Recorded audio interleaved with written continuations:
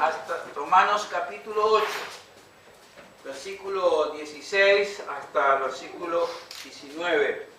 Estamos en tiempos en nuestro país, estamos en tiempos de elecciones pronto, de campañas electorales.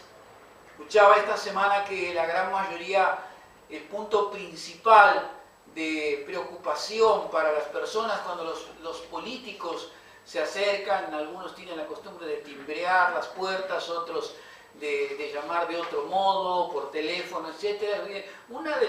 Quizás el punto principal de preocupación para todos los que son encuestados es el tema de la inseguridad.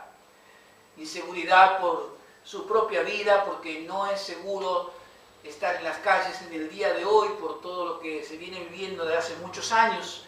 Inseguridad de la pérdida de los bienes, no solamente de la vida, sino de los bienes materiales. Vemos noticias que se acercan acerca de una reforma laboral importante en nuestro país y muchos han comenzado a tener inquietudes y miedos e inseguridades por qué es lo que sucederá con sus trabajos. Muchos tienen inseguridad sobre lo que habrá de suceder también con sus jubilaciones, ya que muchos están pronto a jubilarse y sin embargo se planifica una extensión de la edad jubilatoria y muchas personas necesitan poder jubilarse para acceder a otros beneficios. Inseguridad es la palabra que tiene la gran mayoría de la población en nuestro país en este momento.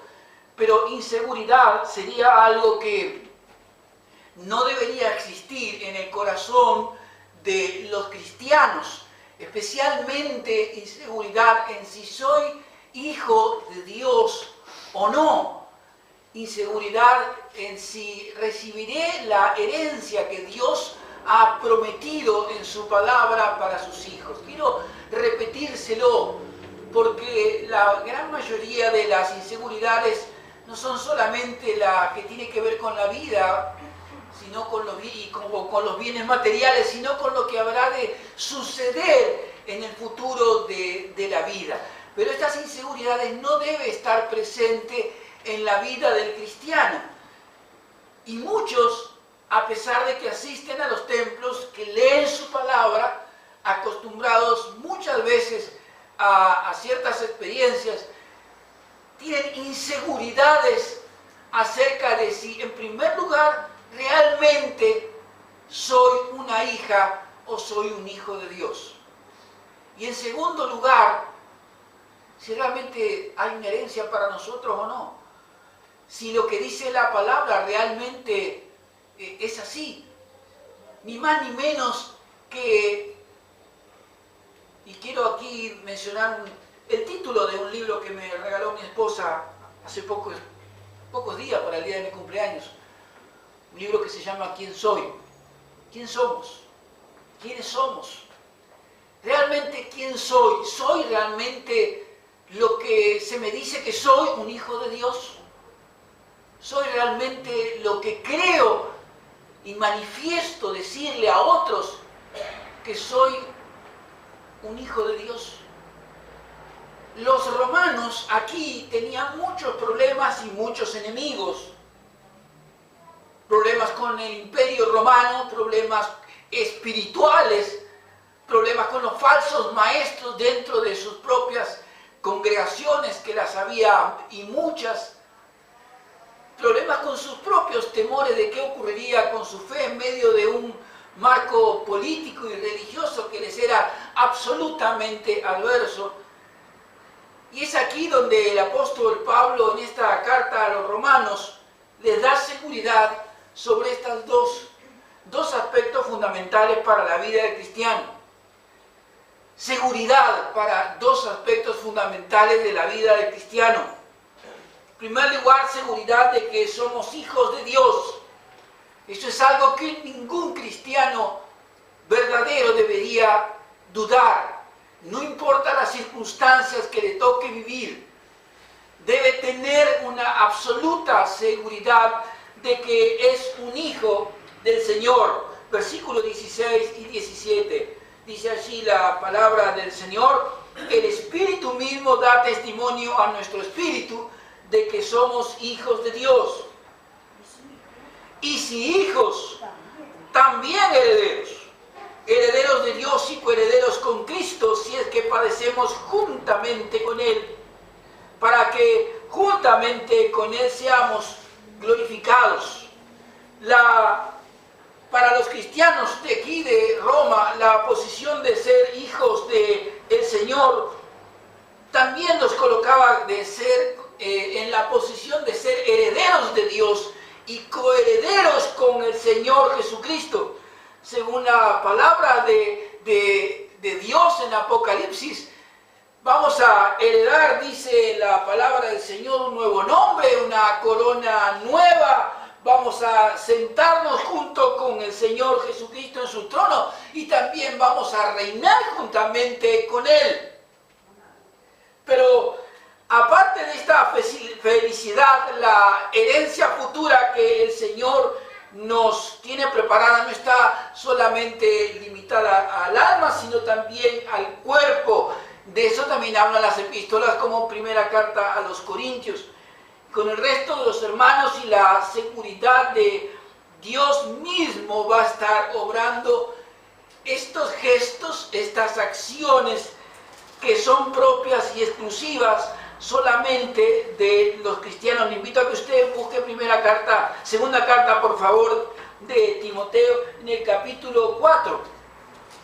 Allí tenemos al apóstol Pablo. Segunda carta a Timoteo en el capítulo 4.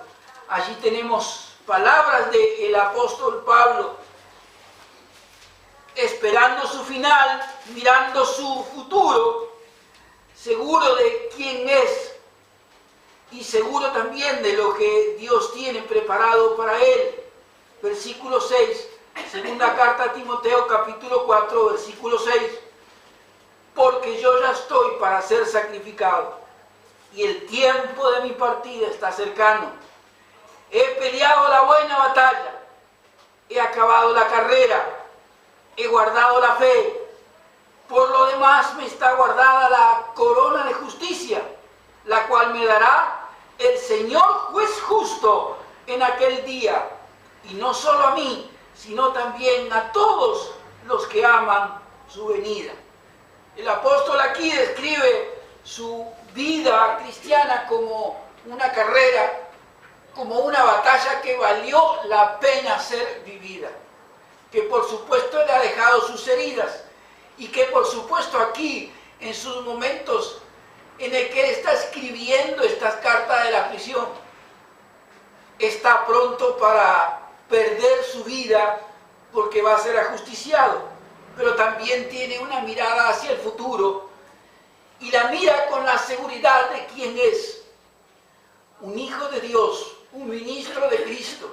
La mira también con las promesas que Dios tiene para él y que Dios mismo va a estar interviniendo al darle esta corona de justicia que dice él está no solamente preparada para mí, sino también para todos los que aman su venida. Le invito, primera carta de Pedro,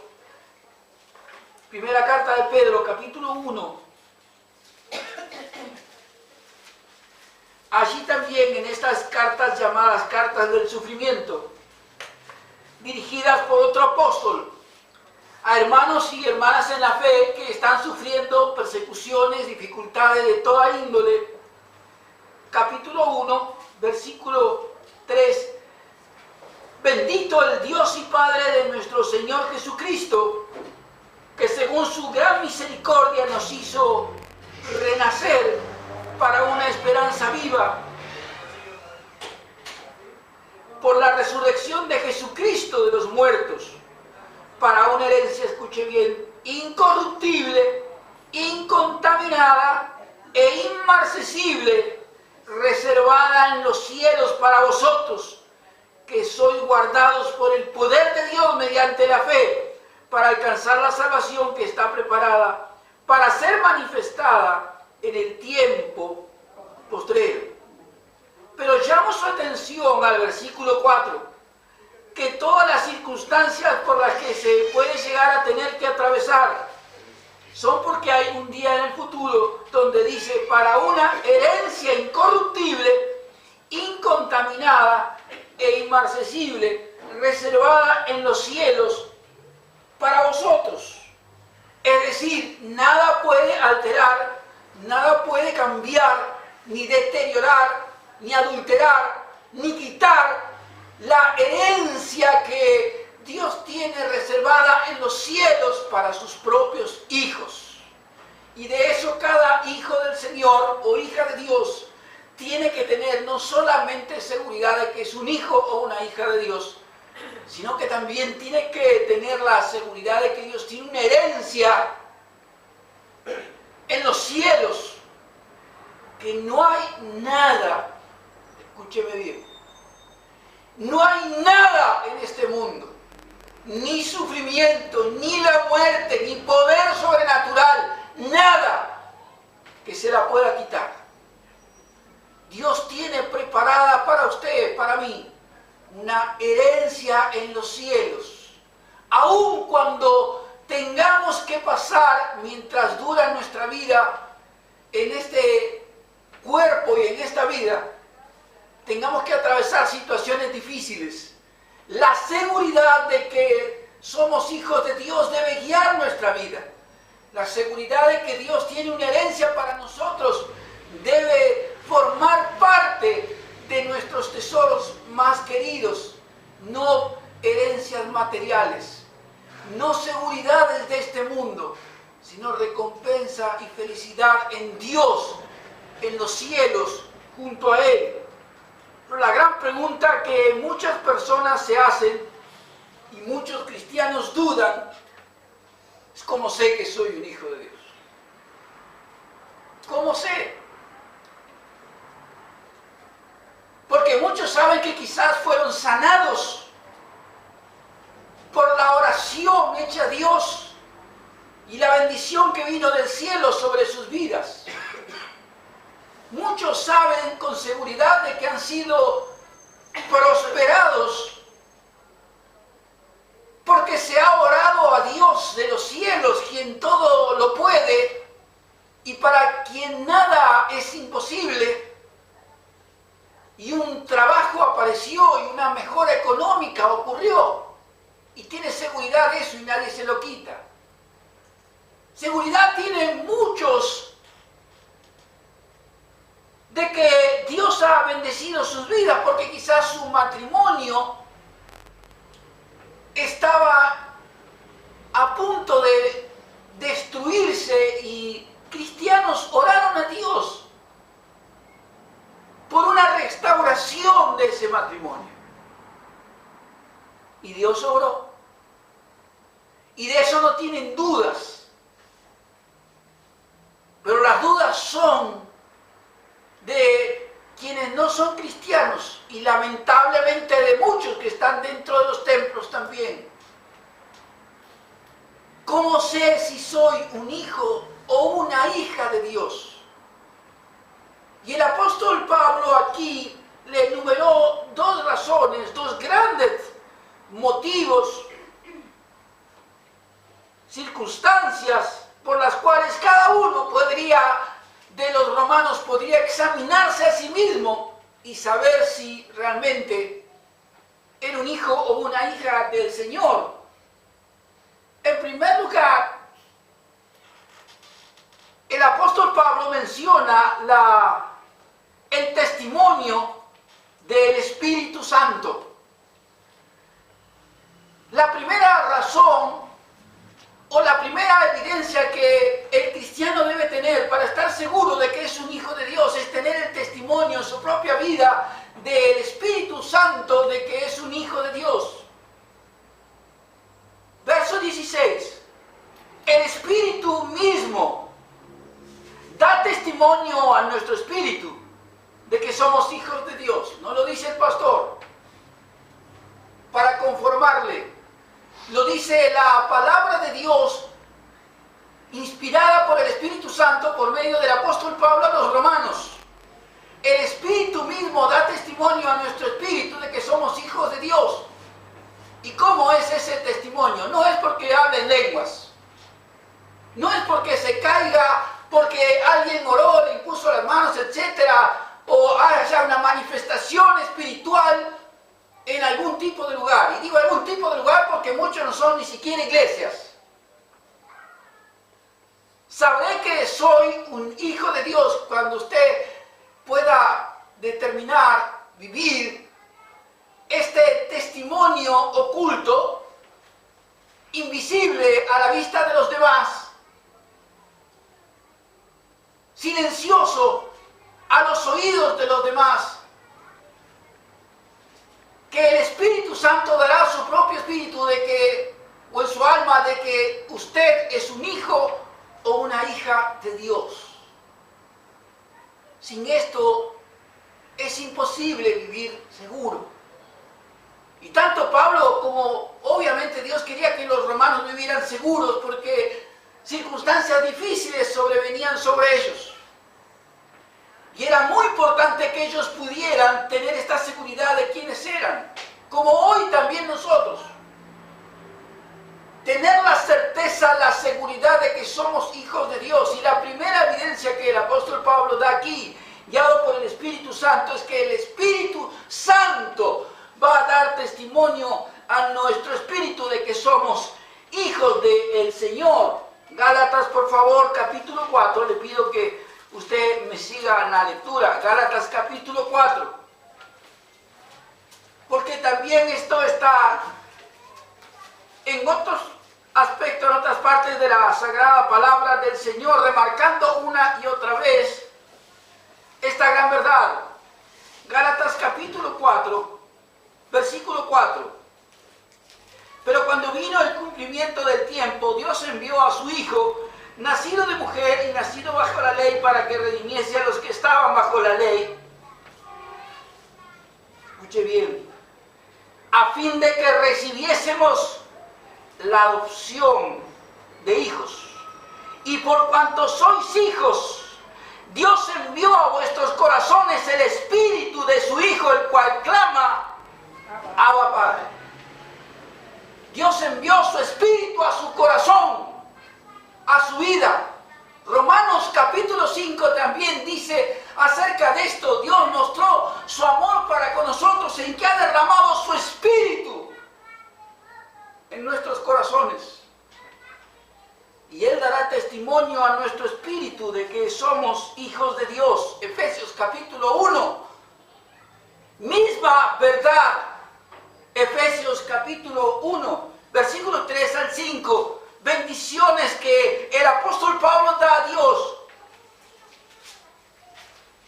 en donde se menciona esta misma verdad y se enfatiza. Bendito sea el Dios y Padre de nuestro Señor Jesucristo, que nos bendijo con toda bendición espiritual en los lugares celestiales en Cristo, según nos escogió en Él, antes de la fundación del mundo, para que fuésemos santos y sin manchas delante de Él, en amor, habiéndonos predestinado, ¿para qué?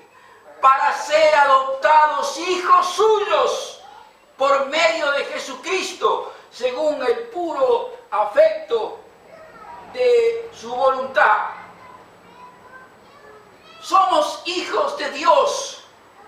En primer lugar, tenemos la seguridad de que somos hijos de Dios, porque el Espíritu dará testimonio a nuestro espíritu, dice la palabra aquí, de que somos hijos de Dios. Y trabajará en nosotros, en nuestro interior, para desarrollar esta verdad, hasta lograr que tengamos esta seguridad que tiene que estar presente en nuestra vida.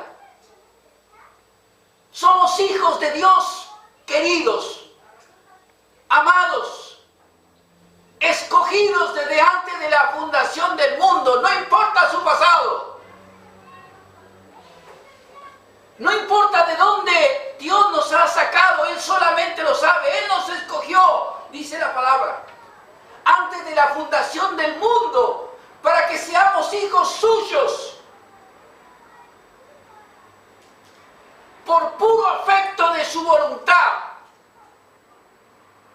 No somos hijos de Dios porque nosotros quisimos. Ni somos hijos de Dios porque hicimos una oración en algún lugar. O se anotó nuestro nombre en alguna planilla. Somos hijos de Dios, nacidos de nuevo por el poder del Espíritu Santo. Y tenemos la seguridad de quiénes somos por el testimonio de su Espíritu. Nadie debe quitarle eso. No lo permita jamás. ¿Me entendió?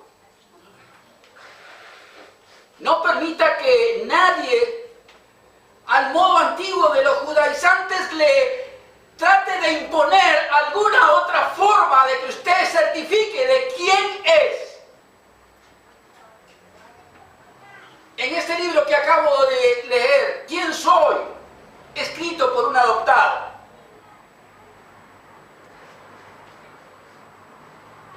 que descubre de grande quién es. Que sus padres no eran sus padres y que su origen no era el que él pensaba. Y lo que esto significó para él, no saber quién es. No debe ser así con nosotros. Nosotros debemos saber quiénes somos, no quiénes fuimos, ¿me entienden? Sabemos bien quiénes fuimos, en qué anduvimos, en qué cosas estuvimos, de dónde nos sacó Dios. Pero ¿quién soy hoy? Nadie puede privarle a usted de esta tremenda verdad. Soy un escogido. Lo que fui antes, nadie que pone la mano en el arado y mira para atrás es apto para el reino de Dios. El diablo sabe bien quién fui. ¿Quién fue? Dios sabe mejor que ninguno de nosotros quiénes fuimos.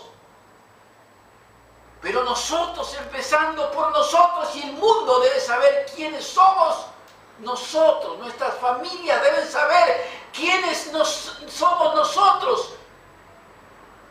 Podemos tener familias, pero nosotros tenemos una familia espiritual, que es la familia de Dios, y un Padre espiritual que es Dios mismo, porque nosotros somos hijos de Dios. Y esa seguridad debe afirmar su vida frente a la dificultad, frente al sufrimiento, frente a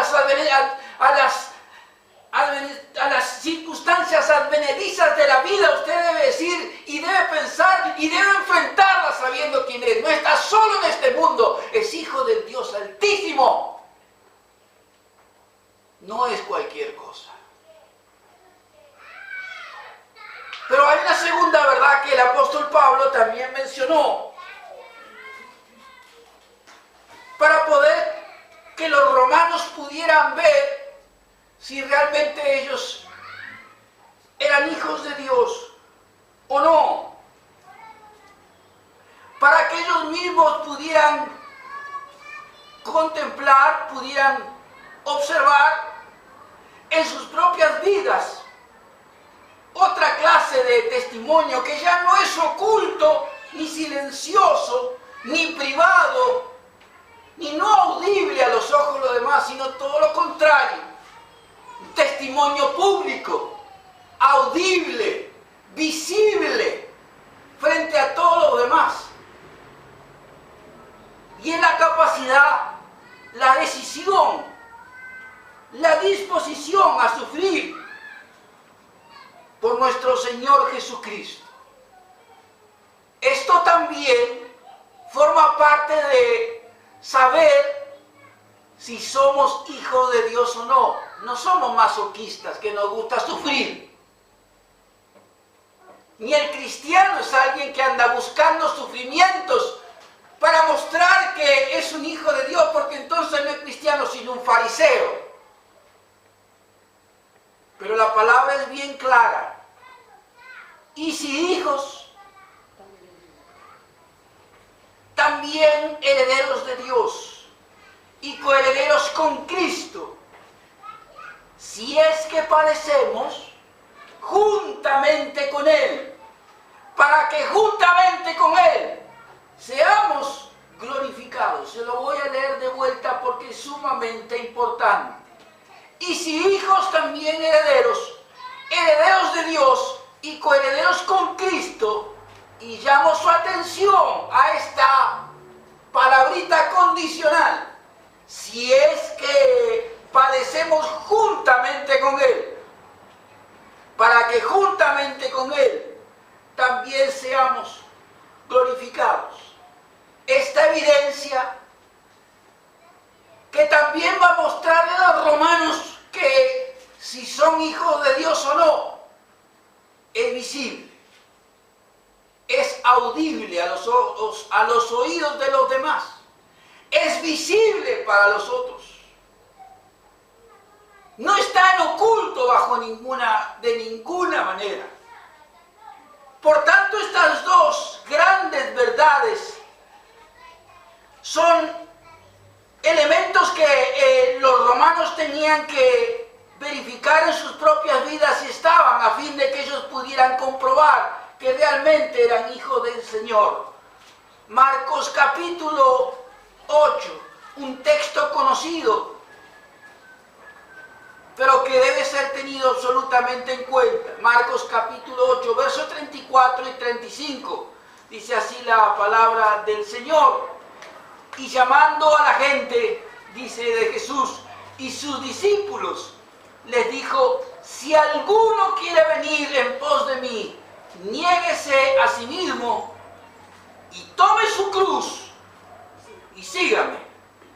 Porque todo el que quiera salvar su vida la perderá, y todo el que pierda su vida por causa de mí y del Evangelio la salvará. Le invito, por favor, primera carta del apóstol Pedro. Ya no son palabras del Señor Jesús, sino de sus apóstoles. Primera carta del apóstol Pedro, capítulo 4, versículo 12, dice así: amados, no os sorprendáis del fuego de prueba que os ha sobrevenido, como si alguna cosa extraña os aconteciese, sino gozaos por cuanto sois participantes de los padecimientos de Cristo, para que también en la revelación de su gloria os gocéis con gran alegría. Si sois vituperados por el nombre de Cristo, sois bienaventurados, dichoso, feliz, porque el glorioso Espíritu de Dios reposa sobre vosotros. Ciertamente de parte de ellos Él es blasfemado, pero por vosotros es glorificado. Somos y tenemos la seguridad de que somos hijos de Dios si tenemos que recibiremos una herencia en los cielos, como hemos mencionado. Si tenemos estas dos evidencias en nuestra propia vida y hacemos de ellas parte de nuestro tesoro diario, de nuestra fortaleza espiritual para enfrentar las inseguridades y las dificultades de esta vida, no importa la edad que tengamos, independientemente si alguien es un adolescente o es un anciano, debemos asegurarnos de que tenemos el testimonio del Espíritu Santo en nuestro corazón, en nuestra vida. Pero en segundo lugar, quizás, y es lo que a muchos cristianos más les cuesta, tenemos la disposición a sufrir por nuestro Señor Jesucristo. Tenemos esta disposición, estamos dispuestos a que cuando llegue alguna clase de sufrimiento por causa de Cristo,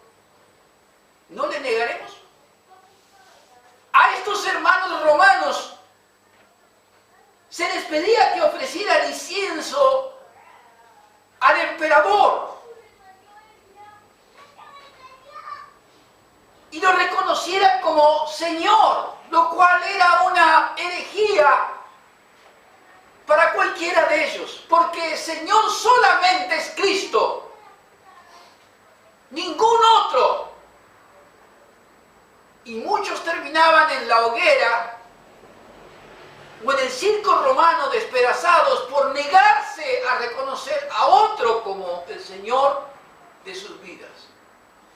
¿César es Señor? No, solamente el Señor Jesucristo. Y eso mostraba para ellos y para muchos realmente quiénes eran. Si uno se pregunta quién soy, ¿realmente soy un hijo de Dios? Realmente dudo cuando veo a los que conocen tanto versículo y nunca han enfrentado una dificultad en su vida. Tengo mi duda, perdónenme. Porque los años me han enseñado que los que muchas veces muchos saben de las Escrituras, poco conocen de Cristo. Y que cuando llega el momento de la dificultad, de la enfermedad, de la pérdida del empleo, de circunstancias que nos toca vivir a todos, porque los sufrimientos no siempre son por causa de Cristo. Algunos, muchos son por causa del Señor Jesucristo, pero otros no. Pero de una o de otra manera, muchos a la hora de enfrentar el sufrimiento, a la hora de enfrentar la dificultad, entonces allí o me voy de la iglesia, dejo de asistir a los templos, no leo más la palabra, no oro, Dios ha dejado de tener poder. Y perdóneme, y no voy a pedir perdón, discúlpeme, pero la palabra es muy clara. Debemos estar dispuestos a sufrir por causa de Cristo. Allí en Mozambique, parte de las muertes de hermanas y hermanos que han sufrido por causa de Cristo, ha sido por denunciar a los traficantes de órganos humanos en el nombre de Jesucristo, por lo que hacen con los niños, por lo que hacen con los albinos, que los secuestran principalmente a los niños para sacarle los órganos y venderlos en el mercado internacional. Pero lo han hecho no porque forman parte de una fundación o de una asociación, sino como cristianos, en el nombre de Jesucristo, denunciaron lo que estaba ocurriendo y pagaron con sus vidas. No estamos hablando del circo romano, estamos hablando del siglo XXI, de lo que ocurre hoy, pero de personas que murieron sabiendo que eran hijos de Dios. Quizás Dios no le pide a ninguno de ustedes aquí semejante cosa, pero muchas veces uno ve que por mucho menos las personas bajan sus brazos y se retiran de los templos, y realmente la evidencia de que eran hijos de Dios no está. Podrán decir que tenían el testimonio de su espíritu dentro suyo y no lo podemos saber, pero la evidencia pública de la disposición a sufrir por el nombre del Señor Jesucristo no estaba.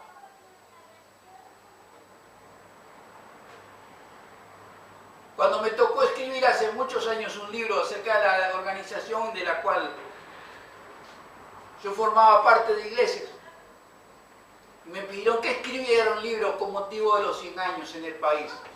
Así que busqué en la biblioteca del seminario, me trajeron cajas de casi 100 años de antigüedad con cartas, con fotos,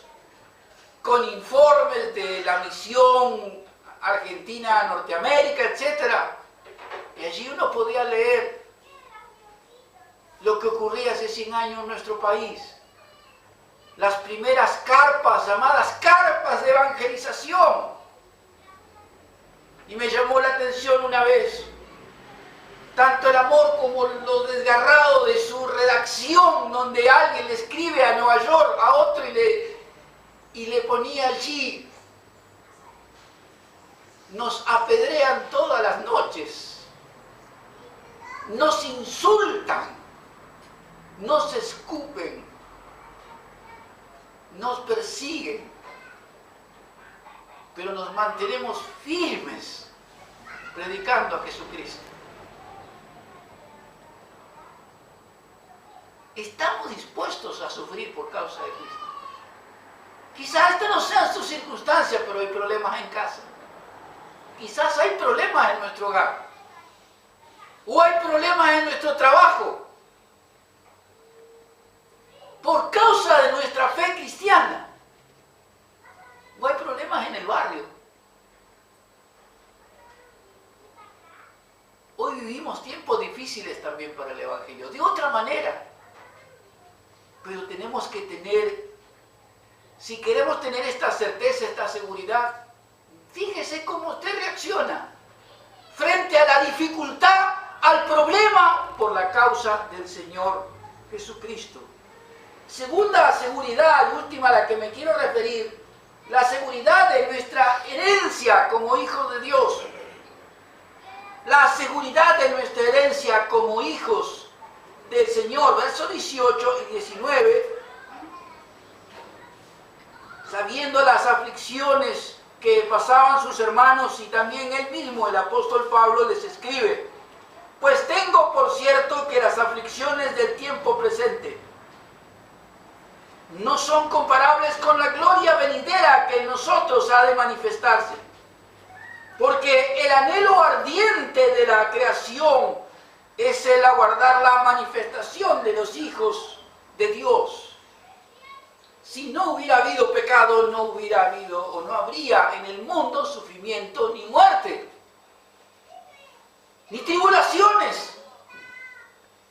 Lo hemos cantado aquí, allí no habrá. Cuando lleguemos a la gloria del Señor, allí no habrá tribulación, ni más dolor, ni más lágrimas, ni más muerte, ni más enfermedad. Pero mientras estemos aquí, ¿qué sermón antipopular, pastor?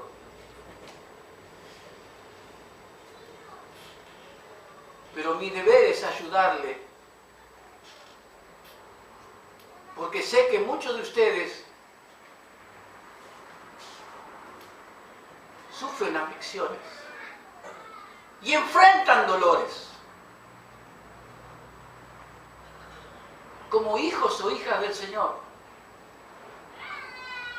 Y esta palabra es para que la recibamos como los romanos la recibieron, para saber que hay sufrimiento y aflicción en este mundo porque ha habido pecado.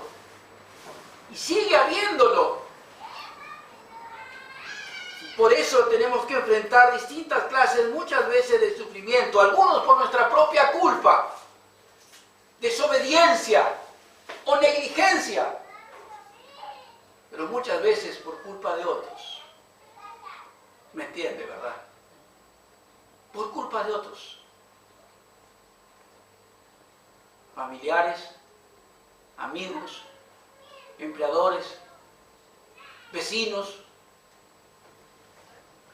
personas de toda clase que se transforman en enemigos nuestros por distintas razones y nos causan aflicciones. Y el apóstol Pablo los desafía aquí a ellos, a los romanos, a que pongan la vida diaria en una suerte de platillo, una balanza con dos platillos. Sufrimientos por un lado, la gloria de Dios por el otro. Y que puedan medirlos, puedan balancearlos. Los sufrimientos son temporales, la gloria de Dios es eterna. Amén. a repetir, los sufrimientos son temporales, la gloria de Dios es eterna. Usted conoce el fin del libro. Usted sabe cómo termina esta historia. Como usted en la gloria del Señor. Aunque tenga que atravesar distintas clases de padecimientos. Fíjese atentamente lo que dice el verso 18. Tengo por cierto. Ese tengo por cierto debe ser la seguridad que usted tiene. La política le va a fallar. Mire. El ser humano le va a fallar. La iglesia te va a fallar. Quizás yo le falle también. Espero que no. Cualquiera en este mundo puede fallarle, pero Dios nunca le fallará. Y si su palabra dice que tenga por cierto, le está diciendo tenga por seguro que lo que el mundo no tiene, seguridad.